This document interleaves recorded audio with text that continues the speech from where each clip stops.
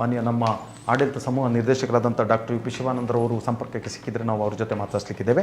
ತಮಗೆ ಗೊತ್ತಿದೆ, ಬೇರೆ ಬೇರೆ ರೀತಿಯ ಆಂದೋಲನದ ಮೂಲಕ ಇವತ್ತು ಸುದ್ದಿ ಅರಿವು ಕೃಷಿ ಕೇಂದ್ರ ಅನ್ನುವಂಥ ಒಂದು ಕೇಂದ್ರದ ಮೂಲಕ ಕೂಡ ನಾವು ಕೃಷಿ ಮಾಹಿತಿಯನ್ನು ನೀಡುವಂಥದ್ದು, ಈ ರೀತಿಯ ಒಂದು ವ್ಯವಸ್ಥೆಗಳನ್ನು ಕೂಡ ಮಾಡಲಾಗ್ತಾಯಿದೆ. ಕಳೆದ 40 ವರ್ಷಗಳಿಂದ ಮಾಧ್ಯಮದ ಮೂಲಕ ಬೇರೆ ಬೇರೆ ರೀತಿಯ ಜನಾಂದೋಲನದ ವೇದಿಕೆಯ ಮೂಲಕ ಜನಜಾಗೃತಿಯನ್ನು ಮೂಡಿಸುವ ನಿಟ್ಟಿನಲ್ಲಿ ನಮ್ಮ ಆಡಳಿತ ಸಮೂಹ ನಿರ್ದೇಶಕರಾದಂಥ ಡಾಕ್ಟರ್ ಯು ಪಿ ಶಿವಾನಂದರವರು ಕೈಗೆತ್ತಿಕೊಂಡಂಥ ಆಂದೋಲನಗಳು ಸಾಕಷ್ಟಿವೆ. ಒಂದು ಬಳಕೆದಾರರ ವೇದಿಕೆ ಮೂಲಕ ಇರ್ಬೋದು, ಅಥವಾ ಸುಳ್ಯದಲ್ಲಿ ಕುಡಿಯುವ ನೀರು, ಕಲುಷಿತ ಕುಡಿಯುವ ನೀರಿನ ಬಗ್ಗೆ ಹೋರಾಟ ಮಾಡಿ ಆ ಸಂದರ್ಭದಲ್ಲಿ ಪತ್ರಿಕೆ ಇಲ್ಲಾಯಿತು. ಪತ್ರಿಕೆ ಹುಟ್ಟು ಹಾಕಬೇಕಾದ್ರೆ ಅದೇ ಕಾರಣ ಅಂತ ಹೇಳ್ಬೋದು. ಆ ನೀರಿನ ಬಳಕೆಗೆ ವಿರೋಧವಾಗಿ ಅದನ್ನು ಕಲುಷಿತ ನೀರನ್ನು ಕೊಡ್ತಾ ಇದ್ದಾರೆ, ಅದನ್ನು ಒಳ್ಳೆಯ ನೀರನ್ನು, ಗುಣಮಟ್ಟದ ನೀರನ್ನು ಕೊಡಬೇಕು ಅನ್ನುವಂಥ ರೀತಿಯ ಹೋರಾಟಕ್ಕೆ ಇಳಿದವರು ಮಾನ್ಯ ಡಾಕ್ಟರ್ ಯು ಪಿ ಶಿವಾನಂದರವರು. ಆ ಸಂದರ್ಭದಲ್ಲಿ ಕರಪತ್ರವನ್ನು ಪ್ರಿಂಟ್ ಮಾಡಿ ಅದನ್ನು ಇಡೀ ಮನೆಗಳಿಗೆ ಹಂಚುವ ಮೂಲಕ ಜನಜಾಗೃತಿಯನ್ನು ಮೂಡಿಸಿದವರು.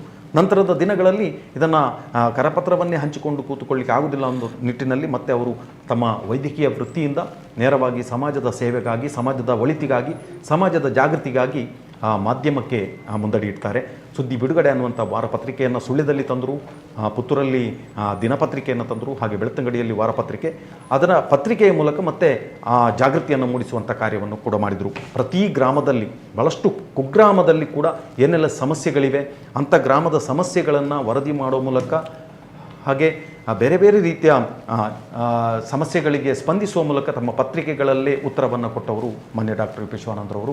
ಹಾಗೆ ಬೇರೆ ಬೇರೆ ರೀತಿಯ ಆಂದೋಲನವನ್ನು ಕೂಡ ಮಾಡಿದರು. ಇತ್ತೀಚಿನ ದಿನಗಳಲ್ಲಿ ಭ್ರಷ್ಟಾಚಾರದ ವಿರುದ್ಧ ಕೂಡ ಜನಾಂದೋಲನವನ್ನು ಕೈಗೊಂಡು ಇಡೀ ಗ್ರಾಮಗಳಲ್ಲಿ ಭ್ರಷ್ಟಾಚಾರದ ವಿರುದ್ಧದ ರಥವನ್ನು ಸಂಚರಿಸಿ ಅಲ್ಲಲ್ಲಿ ಫಲಕಗಳನ್ನು ಕಚೇರಿಗಳಲ್ಲಿರ್ಬೋದು, ಅಂಗಡಿ ಮುಂಗಟ್ಟುಗಳಲ್ಲಿರ್ಬೋದು, ಅಥವಾ ಅಧಿಕಾರಿಗಳ ಕೈಯಲ್ಲಿ ಹಿಡಿಸಿ ಪ್ರತಿಜ್ಞೆಯನ್ನು ಬೋಧಿಸುವುದಿರ್ಬೋದು, ಸರ್ಕಾರಿ ಶಾಲೆಗಳಲ್ಲಿ, ಬೇರೆ ಬೇರೆ ಶಾಲೆಗಳಲ್ಲಿ ಕೂಡ ಮಕ್ಕಳ ಕೈಯಲ್ಲಿ ಕೂಡ ಅದನ್ನು ಬೋಧಿಸುವ ಮೂಲಕ ಒಂದು ಜಾಗೃತಿಯನ್ನು ಹುಟ್ಟಿಸುವಂಥ ಮಹತ್ ಕಾರ್ಯಕ್ಕೆ ಇಳಿದವರು ಮಾನ್ಯ ಡಾಕ್ಟರ್ ಯು ಪಿ ಶಿವಾನಂದರವರು. ಈಗಾಗಲೇ ಅವರು ಸಂಪರ್ಕಕ್ಕೆ ಬರ್ತಾ ಇದ್ದಾರೆ. ಮುಂದಿನ ನಮ್ಮ ಊರು ನಮ್ಮ ಹೆಮ್ಮೆ ಮತ್ತು ಸುದ್ದಿ ಅರಿವು ಕೃಷಿ ಕೇಂದ್ರದಿಂದ ಹೇಗೆ ಅದನ್ನು ಮತ್ತೆ ಪ್ರಚಲಿತಕ್ಕೆ ತರ್ತಾರೆ ಅನ್ನೋದನ್ನು ಅವರ ಜೊತೆ ನಾವು ಮಾತಾಡ್ಸೋಣ. ಸರ್ ನಮಸ್ತೆ.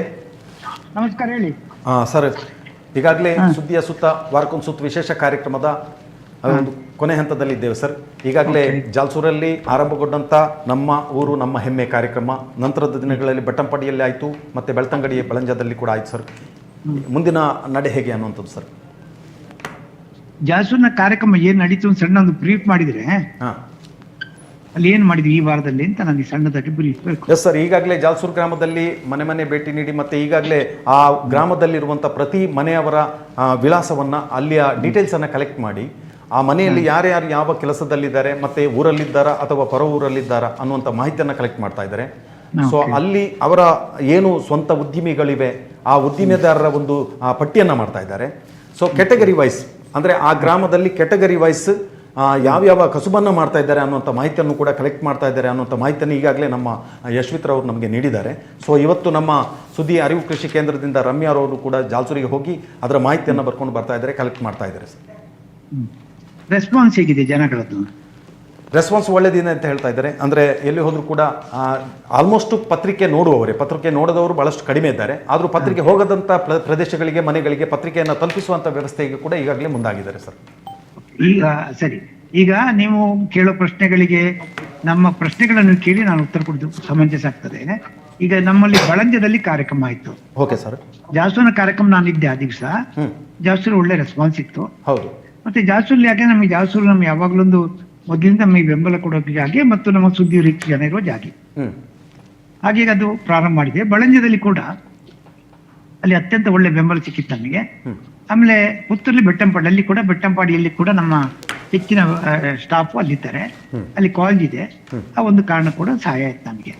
ಈಗ ಒಟ್ಟಾಗಿ 3 ಕಡೆಯಲ್ಲಿ ಒಟ್ಟಿಗೆ ನಾನು ಹೇಳುವುದಾದ್ರೆ, ನಿಮ್ಮ ಪ್ರಾರಂಭ ಜಾಲ್ಸೂರು ಪ್ರಾರಂಭ ಒಳ್ಳೆದಾಗಿದೆ. Okay sir. ಜಾಲ್ಸೂರಲ್ಲಿ ಪ್ರಾರಂಭ ಮಾಡಿದ್ದೇ ನಮಗೆ ಚಾಲನೆ, ಅದನ್ನ ಎಲ್ಲ ಪತ್ರಿಕೆಯಲ್ಲಿ ಹಾಕಿದ್ದೇವೆ ನಾವು. ಪುತ್ತೂರಿನ ಪತ್ರಿಕೆಯಲ್ಲಿ ಮತ್ತು ಬೆಳ್ತಂಗಡಿ ಪತ್ರಿಕೆಯಲ್ಲಿ ಜಾಲ್ಸೂರು ನಡೆದ ಕಾರ್ಯಕ್ರಮವನ್ನು ಪ್ರಕಟಿಸಿದ್ದೇವೆ. ಹಾಗೆ ಇಲ್ಲಿ ವಿವರಣೆ ಕೊಡ್ಲಿಕ್ಕೆ ನಮ್ಮೊಂದು ದಾರಿ ಇತ್ತು ಏನ್ ನಡೀತಾ ಅಂತ. ಈಗ ಅಲ್ಲಿ ನಡೆದದನ್ನು ನೀವು ಇಲ್ಲಿ ನಡೆದು ಬಹಳ ಚೆನ್ನಾಗಿ ಮಾಡಿಕೊಂಡು ಹೋಗ್ತೀರಿ, ಅದು ಉದ್ದೇಶ ಕರೆಕ್ಟ್. ಅದು ನಮ್ಮೂರ ನಮ್ಮ ಹೆಮ್ಮೆ ಅಂತ ಆಗ್ಬೇಕಿದ್ರೆ ಮಹಿಳೆಯರನ್ನು ಹೆಚ್ಚು ತೊಡಗಿಸಿಕೊಳ್ಬೇಕು. ಮಹಿಳೆಯರಂದ್ರೆ ಪ್ರತಿ ಮನೆಯವರು ಬರ್ತಾರೆ ಅಂತ ಲೆಕ್ಕ. ಮಹಿಳೆಯರು ಮನೆಯಲ್ಲಿರುವುದು, ಹೌದು ಅವ್ರು ಏನೇ ಕಸುವು ಮಾಡಲಿ ಮನೆಯಲ್ಲಿ ಕಸುವು ಮಾಡ್ತಾ ಇದ್ರೆ ಮಹಿಳೆಯರು ಯಾವಾಗಲೂ ಕೆಲಸ ಮಾಡಿಕೊಂಡೇ ಇರ್ತಾರೆ. ಸಣ್ಣ ಸಣ್ಣ ಮನೆ ಕೆಲಸ, ಕೃಷಿ, ಉತ್ಪಾದನೆ ಎಲ್ಲವೂ ಮಾಡ್ತಾ ಇರ್ತಾರೆ. ಅವರನ್ನು ಸ್ವಲ್ಪ ಆರ್ಥಿಕವಾಗಿ ಸುಭದ್ರ ಮಾಡೋದು ಹೇಗೆ ಅಂತ ಒಂದು ಚಿಂತನೆ ಆದ್ರೆ, ಹೌದು ಮತ್ತು ಅವರಿಗೆ ನೀವು ಮಾಹಿತಿ ಕೊಟ್ರೆ ಹಾಂ ಅವರು ಆ ಕೆಲಸದ ನಡುನಡುವಲ್ಲಿ ಕೃಷಿಯನ್ನು ಮಾಡ್ತಾರೆ. ಹಾಂ ಸಣ್ಣ ಒಂದು ತೆಂಗಿನ ಗಿಡ ನಡ್ಬೋದು, ಬಸಳೆ ಗಿಡ ನಡ್ಬೋದು, ಬಸಳೆ ಗಿಡದಲ್ಲಿ ಹೌದು ತೊಂಡೆ ಚಪ್ಪರ ಹಾಕ್ಬೋದು, ಅಥವಾ ಹೂವಿನ ಗಿಡ ನಡ್ಬೋದು, ಹಣ್ಣಿನ ಗಿಡ ನಡ್ಬೋದು. ಎಲ್ಲರಿಗೂ ಕೂಡ ಅದಕ್ಕೆ ಬೇಕಾದ ಸಮಯ ಅಭಾವ ಅಲ್ಲ, ಕೆಲವೊಮ್ಮೆ ಮಾಹಿತಿ ಅಭಾವ ಇರುವುದಿಲ್ಲ, ಅಥವಾ ಸರಿಯಾದ ಹಣ್ಣಿನ ಗಿಡ ಯಾವುದು ಸಿಗ್ತದೆ ಅಂತ ಕೆಲವು ಗೊತ್ತಿಲ್ಲದೆ ಇರ್ಬೋದು. ಈ ಸತಿ ನಮ್ಮಲ್ಲಿ ಅರಿವು ಕೇಂದ್ರದಿಂದ ನಾವು ಹಣ್ಣಿನ ಗಿಡ ಬೇಕಾದ್ರೆ ಯಾವ ಹಣ್ಣಿನ ಗಿಡ, ಹೂವಿನ ಗಿಡ ಬೇಕಾದ್ರೆ ಯಾವುದು, ಈವನ್ ಮೆಡಿಸಿನ್ ಪ್ಲಾಂಟ್ಸ್ ಬೇಕಾದ್ರೆ ಯಾವುದು, ಜೇನು ಪೆಟ್ಟಿಗೆ ಇಡುದಾದ್ರೆ ಯಾವುದು, ಅಥವಾ ಕೃಷಿ ಉತ್ಪನ್ನ ಯಾವ್ದು ಉತ್ಪನ್ನ ಮಾಡ್ತೀರಾ ಆದ್ರೆ ಹಪ್ಪಳದಲ್ಲಿ ಏನು ಮಾಡ್ಬೋದು, ಹೌದು ಹಲಸಿನದಲ್ಲಿ ಏನು ಮಾಡ್ಬೋದು, ಈ ತರ ಒಂದು ಅರಿವು ಕೇಂದ್ರ ನಮ್ಮಲ್ಲಿ ಕೆಲಸ ಮಾಡ್ತಾ ಇದೆ. ಹೌದು ಅವರಿಗೆ ಬೇಕಾದ ಸಣ್ಣ ಪುಟ್ಟ ಲೋನ್ ವ್ಯವಸ್ಥೆಗಳು ಕೂಡ ಮಾಡುವಂತ ಮಾಹಿತಿಯನ್ನು ಕೂಡ ಕೊಡ್ತಾ ಇದ್ದೇವೆ ನಾವು. ಹಾಂ ಲೋನ್ ಮಾಡೋದು ಹೇಗೆ, ಸಬ್ಸಿಡಿ ಹೇಗೆ, ಯಾವ ಮಿಷಿನ್ ತಗೊಳ್ಳೋದು ಹೇಗೆ, ಅದಕ್ಕೆ ಪುಟ್ಟ ತತ್ರಾಜ್ಞರು ಇದ್ದಾರೆ. ಮತ್ತು ಸತೀಶ್ ಮೊಬ್ಬೆನ್ ಅಂತ ಅವರು ಸರ್ಕಾರದ ವತಿಯಿಂದ ಬಂದು ಮಾಹಿತಿ ಕೊಡುವವರು ಇದ್ದಾರೆ. ಈಗ ಇದನ್ನು ಕೂಡ ನೀವು ಬಹಳ ಗಂಭೀರವಾಗಿ ಈಗ ಮಾಡಿದ ಕೆಲಸವನ್ನು ಮುಂದುವರಿಸಬೇಕು. ಯಾಕಂದ್ರೆ ನೀವು ಭೇಟಿ ಮಾಡಿ ಬಂದಲ್ಲಿಂದ ನಿಮಗೆ ಗೊತ್ತಾಯ್ತು ಅವ್ರು ಹೇಗಿದ್ದಾರೆ, ಅವರ ಸಮಸ್ಯೆ ಏನು, ಜನ ಇದ್ದಾರಾ, ಕೆಲಸ ಮಾಡ್ಲಿಕ್ಕೆ ಆಗ್ತದ, ದನ ಇದೆಯಾ, ಉತ್ಪನ್ನ ಇದೆ. ಅದಕ್ಕೆ ನಿಮ್ಗೆ ಪೂರಕವಾಗಿ ನಮ್ಮಿಂದ ಏನು ಕೊಡ್ಬೋದು ಅಂತ ಒಂದು 2ನೇ ಹಂತದ ಯೋಚನೆ ನಾವು ಮಾಡಬೇಕಾಗಿದೆ. ಅಲ್ಲಿ ಹೋದಾಗ ಪ್ರತಿ ಮನೆ ಪರಿಚಯ ಮಾಡಿಕೊಂಡ್ಬರ್ತೀರಿ, ನೋಡಿಕೊಂಡ್ಬರ್ತೀರಿ, ಪರವನ್ನು ನಡೆಸ ಕಲೆಕ್ಟ್ ಮಾಡ್ತೀರಿ. ಅವರ ಆರ್ಥಿಕ ವ್ಯವಸ್ಥೆಗೆ ಮತ್ತು ಅವರ ದಿನನಿತ್ಯದ ಕಸುಬಿಗೆ ಪೂರಕವಾದ ಯಾವುದೇ ಒಂದು ಕಸುಬನ್ನ ಆದಾಯವನ್ನು ಗಳಿಸಲಿಕ್ಕೆ ಆಗ್ತದ ಒಂದು. ಮತ್ತು ಆರೋಗ್ಯ ದೃಷ್ಟಿಯಿಂದ ಅವರು ಕುಡಿಯೋ ನೀರಿನ ಬಗ್ಗೆ ಮತ್ತು ಶುಚಿತ್ವದ ಬಗ್ಗೆ ಹೇಗೆ ಕಾಳಜಿ ವಹಿಸಿಕೊಳ್ತಾರೆ, ಅದು ಬಹಳ ಮುಖ್ಯ ಆಗ್ತದೆ. ಅವರ ಮನೆಯ ಪರಿಸರ ಮತ್ತು ಸುತ್ತ ಅವ್ರ ಸ್ವಚ್ಛತೆಯನ್ನು ಇಟ್ಟುಕೊಳ್ಳೋದನ್ನ ಮೊದಲು ಆದ್ಯತೆ ಮಾಡಬೇಕು. ಸ್ವಲ್ಪ ಗ್ರೀನರಿ ಬಗ್ಗೆ ಮಾಡಬೇಕು. ಎಲ್ಲರೂ ತನಗೆ ಸಾಧ್ಯವಾದಷ್ಟು ಗಿಡಗಳನ್ನ, ಹಣ್ಣುಗಳನ್ನ, ಗಿಡಗಳು ನಡುವಂಥದ್ದು, ಅದನ್ನು ಪರಿಸರ ಹಸಿರು ಮಯ ಮಾಡ್ತದೆ. ಅದು ಈ ಸರ್ಕಾರಿ ಜಾಗೆಯಲ್ಲೇ ಆಗಿರ್ಲಿ, ಬದಿಯಲ್ಲಿ ಒಂದಿದ್ರೆ ಹಣ್ಣಿನ ಗಿಡ ನಡ್ಬೋದು, ಅದು ಯಾರಿಗಾಗ್ತದೆ.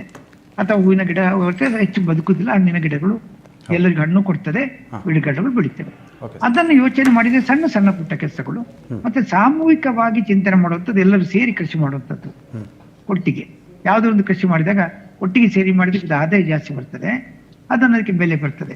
ಆ ದೃಷ್ಟಿಯಿಂದ ಸಾಮೂಹಿಕ ಕೃಷಿ ಬಗ್ಗೆ ಕೂಡ ಅವರು ಚಿಂತನೆ ಮಾಡೋದು. 2, ಕಾನೂನಿನ ಪ್ರಕಾರ ಏನು ಫೆಸಿಲಿಟಿ ಬೇಕು ಅಂತಿದ್ರೆ ಸಿಗುದಿಲ್ಲ ಅಂತಾದ್ರೆ ಅದನ್ನು ಕೂಡ ನಾವು ಸಂಬಂಧಪಟ್ಟ ಅಧಿಕಾರಿಗಳಿಗೆ ಮಾತಾಡಿ ಆ ಮಾಹಿತಿಯನ್ನು ತಗೊಂಡು ಒದಗಿಸುವಂತ ಕೆಲಸವನ್ನು ಮಾಡುವುದು.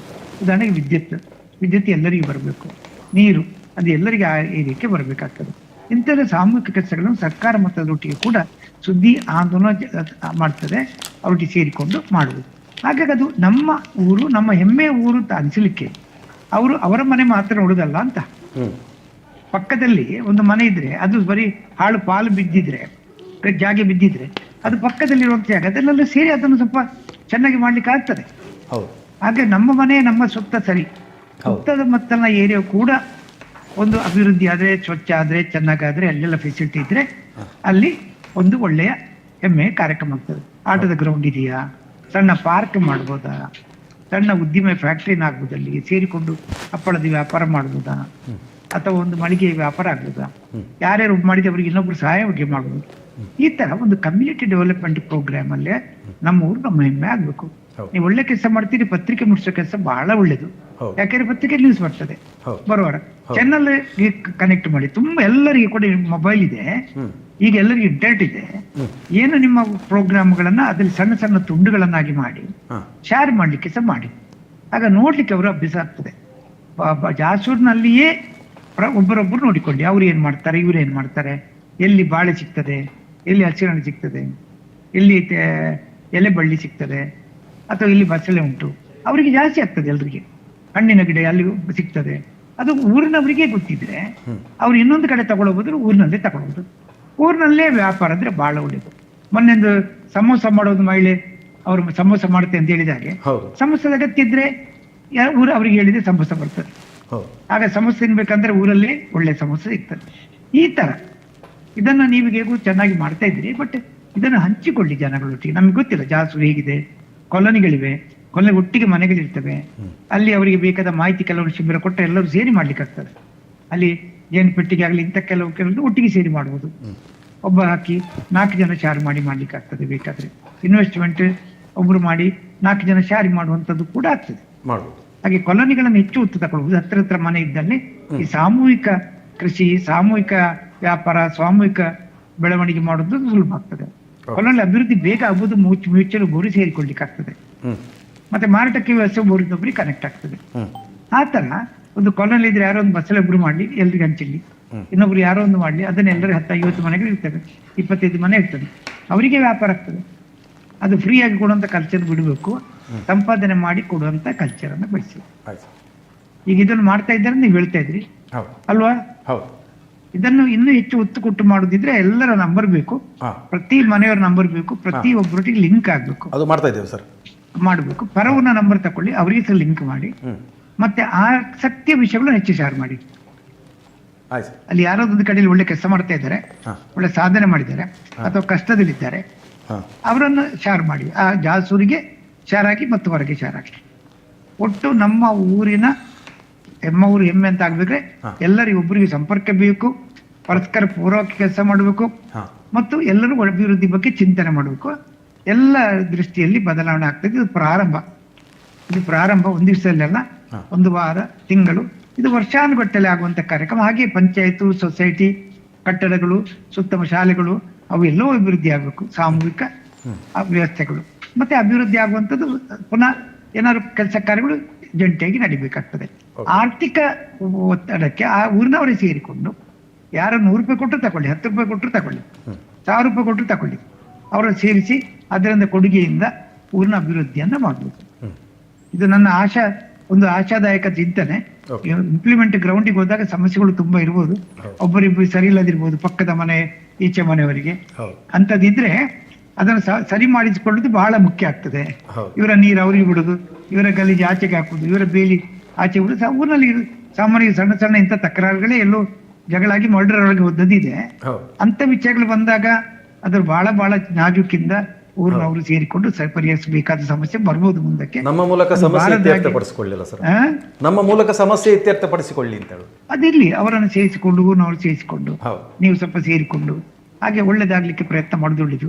ಅದು ಒಂದು ಬಹಳ ಮುಖ್ಯ ಪಾತ್ರ. ಇಷ್ಟೊಗೆ ನಾವು ಅದನ್ನು ಮಾತಾಡ್ಲಿಲ್ಲ, ಬಟ್ ನೀವು ಜನಗಳ ಹತ್ರ ಹೋದಾಗ ಅದು ಬರುದು. ಅವರ ಹತ್ರ ಸರಿ ಇಲ್ಲ, ಈಚೆ ಮನೆ ಸರಿ ಇಲ್ಲ, ದಾರಿ ಹೋಗುದಿಲ್ಲ, ದಾರಿ ಬಿಡುದಿಲ್ಲ, ಇವೆಲ್ಲ ಇರ್ತವೆ. ಅಥವಾ ಅವನಿಗೆ ಕೊಡುದಿಲ್ಲ, ಅವನ ಮರ ಅಲ್ಲಿ ಬೀಳ್ತದೆ, ನನ್ನ ತೋಟಕ್ಕೆ ಬಿದ್ದಿದೆ. ಮೊನ್ನೆ ಒಂದು ಪುತ್ತೂರು ತೋಟಕ್ಕೆ ಮರ ಬಿದ್ದದಲ್ಲೇ ಮರ್ಡರ್ ಆಗಿದೆ. ಅದು ಅವನ ಮರ ಬಿದ್ದಿದೆ ಅಂತ ಜಗಳಾಗಿ ಬೆಳಿಗ್ಗೆ ಜಗಳಾದ್ದು ಸಂಜೆ ಬಂದು ಮರ್ಡರ್ ಆಗಿದೆ. ಇದೆಲ್ಲ ಗಮನದಲ್ಲಿ ಇರ್ಲಿ ಅಂತ ನಾನು ಅಷ್ಟೇ. ನೀವು ಹೋದಾಗ ಬಹಳ ಜಾಗ್ರತೆಯನ್ನ ನೀವು ಹೋದಾಗ ಅದನ್ನೆಲ್ಲ ಗಮನಿಸಿ ಹಣ್ಣು ಮಾಡ್ಲಿಕ್ಕೆ ಹೋಗಿ, ಮತ್ತೆ ನಿಮ್ಮ ಮೇಲೆ ತಿರುಗಿ ಬಿಡುವಂತದ್ದಾಗ್ಲಿ ಅಥವಾ ನಿಮ್ಮಿಂದ ಜಾಸ್ತಿ ಆಗುವಂತದ್ದಾಗ್ಲಿ ಆಗದಾಗೆ ಕೂಡ ಜಾಗ್ರತೆ ವಹಿಸಿ ಅಂತ ಹೇಳ್ತೇನೆ. ಅತ್ತೆ, ಇದು ನನ್ನ ಬರ್ಡೇ ಗಿಫ್ಟ್. ಇದೆಲ್ಲ ಜೀವನದಲ್ಲಿ ನನಗೋಸ್ಕರ ತಗೊಂಡ್ಬಂದಿದ್ದಾರೆ. ನಿನ್ ಮೇಲೆ ತುಂಬಾ ಚೆನ್ನಾಗಿ ಕಾಣುತ್ತೆ. ಇದು ತುಂಬಾ ಚೆನ್ನಾಗಿದೆ ಅಲ್ವಾ? ತುಂಬಾ ಚೆನ್ನಾಗಿದೆ.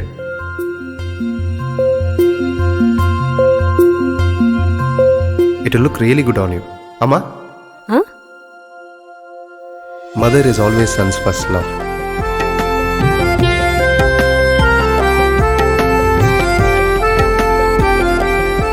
ಪ್ರತಿ ಪೀಳಿಗೆಯ ಪ್ರೀತಿಯ ಮಳಿಗೆ GL ಆಚಾರ್ಯ ಜ್ಯುವೆಲರ್ಸ್.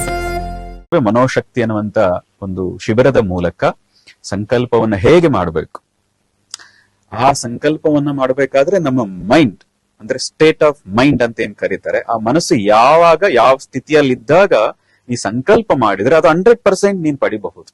ನೀನೇನು ಬಯಸ್ತೀಯೇ, ನಿನ್ನ ಜಾತಕ ಸರಿ ಇಲ್ಲದೆ ಹೋಗ್ಲಿ, ಏನಾದ್ರೂ ಆಗಿರ್ಲಿ, ಗ್ರಹ ಗತಿಗಳೆಲ್ಲ ಉಲ್ಟಾನೇ ಆಗಿರ್ಲಿ, ನಿನ್ನ ಸಂಕಲ್ಪ ಸರಿ ಇದ್ರೆ, ನಿನ್ನ ಪ್ರಾರ್ಥನೆ ಸರಿ ಇದ್ರೆ ಹೇಗೆ ನಿನ್ನ ಗುರಿಯನ್ನ ಮುಟ್ಟಬಹುದು ಅನ್ನೋದನ್ನ ನಾವು ಒಂದಷ್ಟು ಗಂಟೆಗಳ ಅಥವಾ ಒಂದು ಕೆಲವು ದಿನಗಳವರೆಗೆ ನಿನ್ನ ಮನಸ್ಸನ್ನ ಹೇಗೆ ಪ್ರಿಪೇರ್ ಮಾಡ್ಕೋಬೇಕು, ಸಂಕಲ್ಪ ಮಾಡ್ಬೇಕಾದ್ರೆ ನಿನ್ನ ಗುರಿಯನ್ನ ಹೇಗೆ ನಿರ್ಣಯ ಮಾಡಬೇಕು ಅನ್ನೋದನ್ನ ಮನೋಶಕ್ತಿ ಮೂಲಕ ಪ್ರತಿಯೊಬ್ಬರಿಗೂ ತಲುಪಿಸುವಂತ ಕೆಲಸವನ್ನು ಮಾಡ್ತಾ ಇದ್ದೀವಿ ನಾವು. ಅದನ್ನೇ ಮನೋಶಕ್ತಿನಲ್ಲಿ ಒತ್ತಿ ಒತ್ತಿ ಹೇಳ್ತೀವಿ.